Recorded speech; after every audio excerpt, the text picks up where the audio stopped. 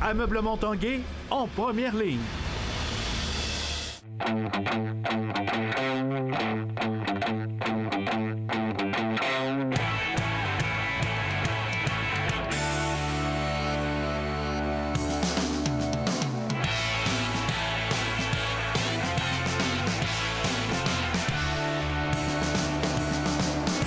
À tous, bon jeudi, bienvenue à l'Esprit sportif. Dans l'émission aujourd'hui, on parlera de la Lopette du Mont-Saint-Anne. On vous présente deux jeunes skieurs alpins juniors très prometteurs. On revient sur la victoire des Remparts de Québec. Ça se passait hier à Charlottetown en série. Mais d'abord, on parle de hockey féminin. L'ancienne porte-couleur du Titan de Limoilou, Elisabeth Giguère, a connu toute une saison recrue dans l'uniforme des Golden Knights de l'Université Clarkson. Elle a joué les héroïnes lors de la grande finale de la NCAA.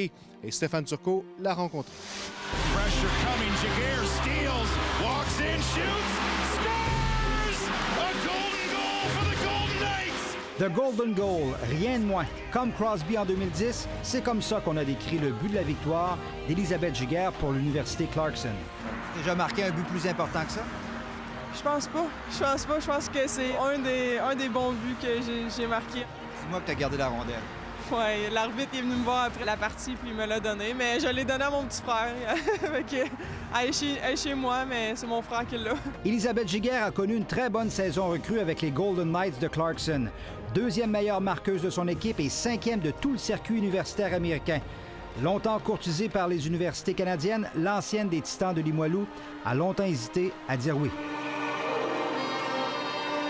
Quand tu viens de Québec, tu veux rester à Québec, tu veux rester avec tes amis aussi. J'ai beaucoup d'amis qui sont à Montréal, mais j'ai dû prendre une décision, puis je regrette pas mon choix, puis je suis contente là-bas. Comme plusieurs, Elisabeth Giguère a vu Marie-Philippe Poulin pleurer aux Olympiques, a vu les Canadiennes recevoir avec beaucoup d'amertume la médaille d'argent après une défaite contre les Américaines en finale. Plusieurs considèrent toutefois qu'elle avait sa place à Pyeongchang, mais pas elle. J'ai pas été déçue, je m'en attendais. Je veux dire, il y a peut-être des personnes qui pensent que j'avais ma place. Moi, je veux dire, c'est pas moi qui prends la décision. J'avais besoin de cette année-là dans la NCAA pour m'améliorer. Puis j'ai bien fait. Tellement bien fait qu'elle est championne universitaire aujourd'hui. Ce que n'a pas hésité à souligner son idole. Marie-Philippe, elle m'a écrit sur Facebook, ça m'a vraiment touchée. Caroline Ouellette, elle a retweeté quelque chose sur Twitter. C'est sûr que ça touche, je veux dire, c'est mes idoles. Car c'est aussi la fille du Golden Goal. A golden goal for the Golden Knights! Stéphane Turcot, TVA Sport, à Québec.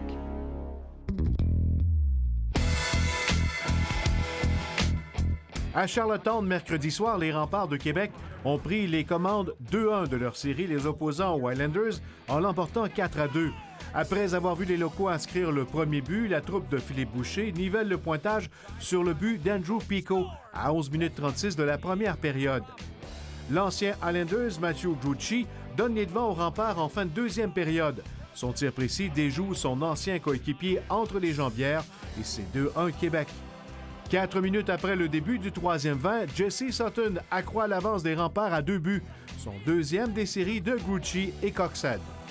Les Highlanders profitent ensuite d'un avantage numérique pour réduire l'écart à 12 minutes 54.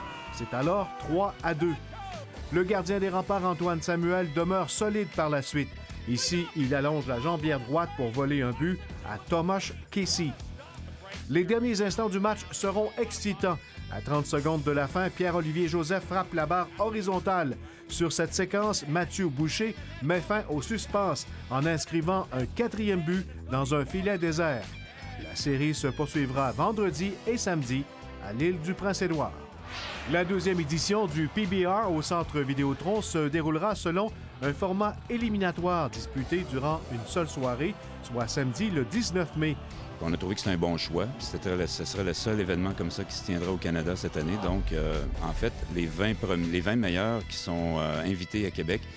Donc, c'est les 10 meilleurs internationaux, 6 des Canadiens invités et puis 4 des meilleurs Canadiens qui roulent sur la série internationale. Les amateurs pourront compter sur la présence de l'étoile montante de Saint-Tite, Zachary Bourgeois, qui vivra son baptême de feu de l'élite internationale du rodéo. Pour moi, je trouve que c'est un avantage parce que je vais être encore plus avec des élites. T'sais, on retrouve top 20 élites, là, c'est super gros.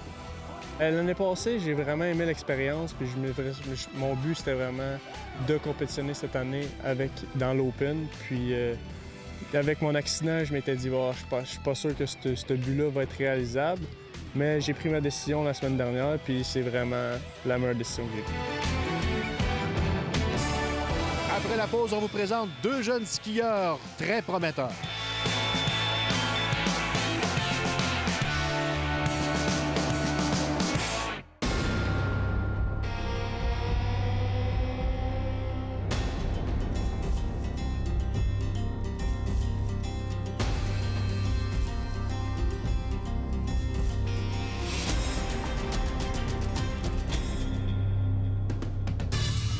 Êtes-vous prêt à apprendre des champions? Inscrivez votre enfant de 6 à 12 ans à la Ligue mini-football Rouge et Or Ville de Québec dès maintenant. Collaboration Université Laval.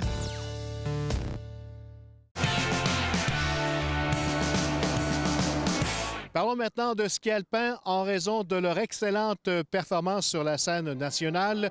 Édouard Turmel et Louis Latulippe de Québec sont considérés parmi les meilleurs skieurs alpins U16 au pays. Et ils auront l'occasion maintenant de se mesurer à l'élite mondiale. Plus de détails avec Jonathan Fournier.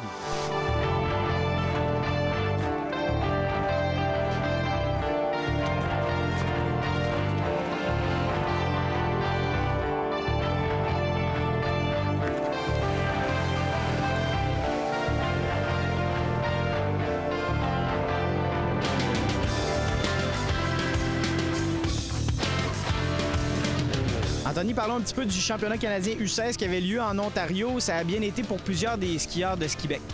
Oui, ça a bien été. On était partis 3 skieurs, 2 gars et une fille là-bas au championnat canadien. Puis il y a deux gars de notre groupe qui ont super bien fait. Ils se sont démarqués pas mal à toutes les courses, principalement Louis en slalom qui est allé gagner le slalom au championnat canadien qui était la dernière course là-bas. Les autres courses, il a fait des bons résultats, mais des petites erreurs de parcours aussi qui a fait reculer un peu à certaines manches. Édouard a bien commencé aussi, il a fait des runs en super géant, des 3e positions, des 7e positions après en super combiné, mais il était de 4e après la première manche. Puis en géant, c'était plus sa discipline, puis il est allé à fond, puis il est sorti un peu. Mais à part ça, c'est des super bons résultats qui leur ont permis de se classer pour les épreuves à venir. Ça ouvre les portes pour de grandes compétitions. Si on commence par Louis Latulippe qui s'en va à la Whistler Cup.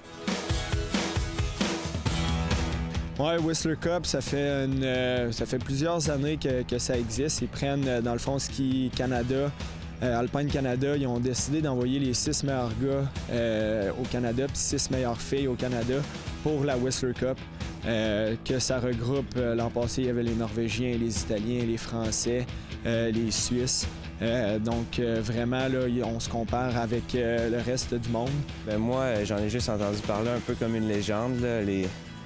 Ceux qui étaient plus vieux, qui sont allés avant moi, m'en ont parlé. C'est une compétition de haut niveau. Puis c'est une très belle expérience à faire pour les jeunes de notre âge, donc j'ai très hâte d'y aller. C'est une grande compétition, je pense qu'ils veulent faire ça de plus en plus gros d'année en année.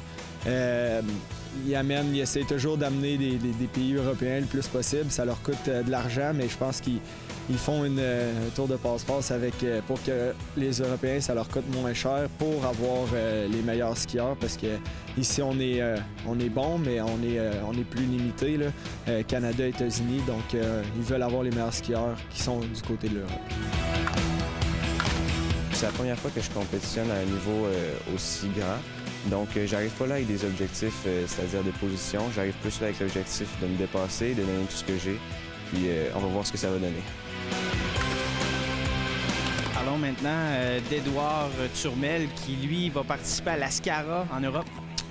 Bien, première fois qu'on va à l'Ascara en tant que Ski Québec alpin. Les courses en Europe, c'est toujours mondial, mais on sait qu'à l'Ascara, tous les meilleurs pays vont être là parce que c'est à côté. On ne sait pas à quoi s'attendre là-bas, le calibre, si ça va être très, très fort ou normal, mais je veux vraiment vivre l'expérience et avoir du plaisir là-bas. Donc, j'ai pas vraiment d'attente, mais juste bien skier. On s'en va là pour explorer un peu. Première fois qu'on va là-bas. Il y a seulement 2 courses. Il n'y a pas de slalom géant. Il y a un super géant puis un slalom. On va essayer d'aller en profiter pour skier la montagne aussi, puis aller découvrir c'est quoi les Alpes françaises en hiver. Là. Je pense qu'il y a eu beaucoup de neige cette année, fait que on est super excités pour ça aussi. On va surtout chercher de l'expérience, je crois. Puis c'est ça, prendre de l'expérience avec les autres athlètes de là-bas, puis faire de nouvelles connaissances. Et bon, les Alpes françaises, je sais pas si tu avais eu l'occasion de déjà les visiter, là, ça doit être quelque chose aussi en condition de ski. Ouais, c'est ça, je suis jamais allé encore en France, dans les Alpes, alors j'ai vraiment hâte de vivre cette expérience-là. Nous, on va aller représenter le Canada là-bas, la région de Québec. On a pris les 3 meilleurs gars et 3 meilleures filles de Québec qui ne se sont pas classés pour la Whistler Cup pour aller là. On a 2 jeunes de Québec qui s'en vont là-bas. Puis oui, grosse compétition mondiale. Je pense que tous les meilleurs vont être là. Ça va être intéressant, puis c'est un tremplin pour l'an prochain aussi. Là. Merci beaucoup. Merci à toi.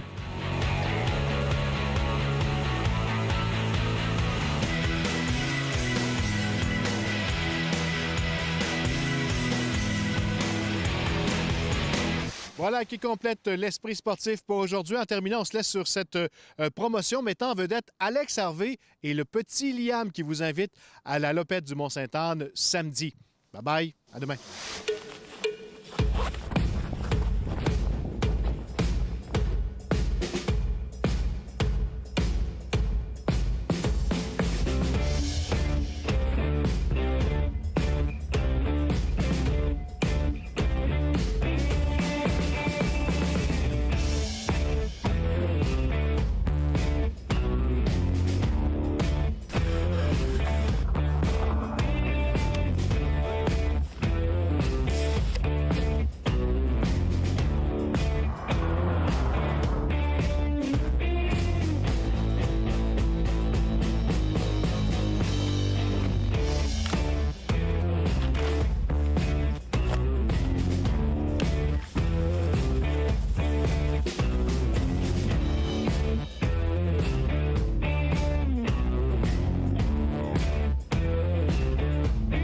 Avec moi samedi prochain, le 31 mars, pour la Lopette Mont-Sainte-Anne. C'est une compétition, mais inquiétez-vous pas, c'est juste pour le plaisir.